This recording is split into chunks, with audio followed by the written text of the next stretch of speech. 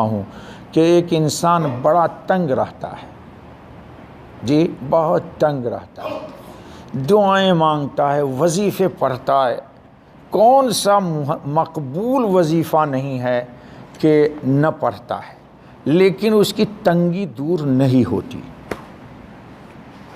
تو ایک شکل تو یہ ہے کہ نڈھال ہو جائے، مایوس ہو جائے، چھوڑ دے، اور ایک یہ ہے کہ یقین کے ساتھ وہ پڑھتا رہے۔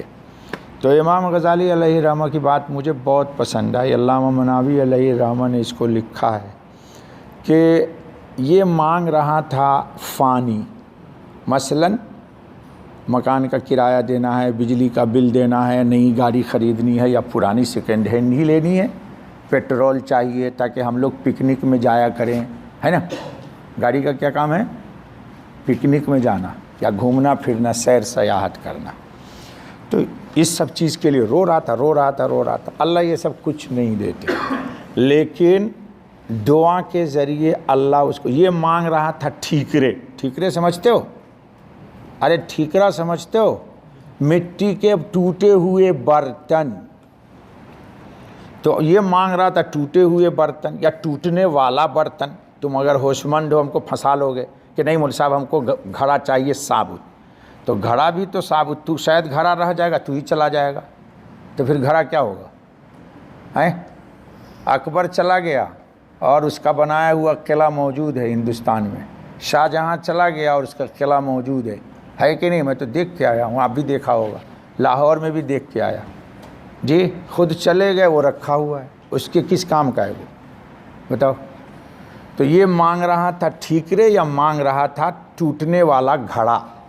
اور اللہ ٹھیکرے نہیں دے رہا تھا، گھڑے نہیں دے رہا تھا، اللہ اس کو اپنی اس رونے کے بدلے اپنی نسبت عطا کر رہا تھا۔ کون سی چیز دے رہا تھا؟ نسبت سمجھتے ہو؟ ارے لڑکی کو ایک آدمی پیغام دے دیتا ہے کہ یہ لڑکی سے شادی ہوگی سلطان بمبئی والے کی، اب اس کے پاس کوئی دوسرا جاتا ہے کہ پیغام لے کے میرے سے اس کا نکاح کرو، نہیں بابا اس کا رشتہ طے ہو گیا، اس کی نسبت ہو چکی ہے۔ تو اللہ پاک کے سامنے یہ رو رہا تھا ٹھیکروں کے لیے، گھروں کے لیے، اور اللہ پاک اس دنیا میں فرشتوں میں اعلان کر دیتے ہیں کہ دیکھو ان کی ایک حاجت نہ پوری کرنا، ان کو میں رلا کے، ان کو بلبلا کر کے یہ مانگ رہا ہے فانی، اور اس کو مل رہا ہے رب ذوالجلال کی ذات باقی، اس کی باقی کو باقی رہنے دو ملائک، اور اس کو رونے دو۔ تم سمجھتے ہو ہماری دعا ہی نہیں قبول ہو رہی؟ اور دعا قبول کرا کے بھی کیا کرے گا بتا؟ دعا قبول کرا کے بھی تم کیا کرو گے؟ برانڈڈ پہن لو گے نا، پینٹ شرٹ اور ٹائی، اب برانڈڈ بوٹ پہن لو گے اور کیا کرو گے؟ برانڈڈ موبائل لے لو گے اور کیا کرو گے؟ اب مرنے کے دن یہ سب رہ جائے گا، چلے جاؤ گے، اور اگر اللہ رب العالمین مل گیا ہیں؟ تو امام غزالی نے لکھا ہے یہ اس کے رموز و اسرار ہیں۔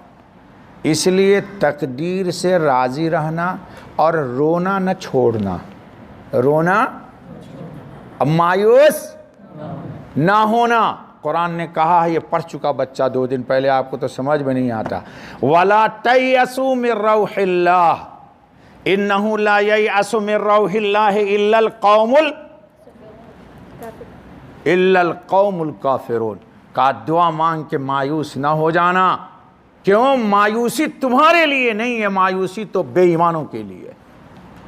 لیکن اپن کیا سوچتے ہیں؟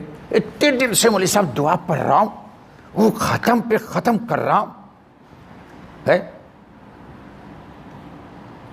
تو ہمارا ختم جو ہے وہ کامیاب ہے یا ناکام ہے؟ دیکھو سبھی چپ ہو گئے، سب کو لگ گئی جی۔ تو یہ کیوں بولتے ہو ہماری دعا قبول نہیں ہوتی؟ تم نے مانگا وہ کہ کھاؤ شام کو اور صبح میں لیٹرین میں جا کے ڈال دو، اور وہ کہتا ہے کہ نہیں میں وہ دینا چاہتا ہوں کہ تیرے ایمان کا تعلق اللہ سے ہو جائے گا، تیرے نور کا تعلق خاتم النبیین سے ہو جائے گا، اولیاؤں کے صف میں قیامت میں لے آؤں گا، تو یہ چاہتا ہے یا وہ چاہتا ہے؟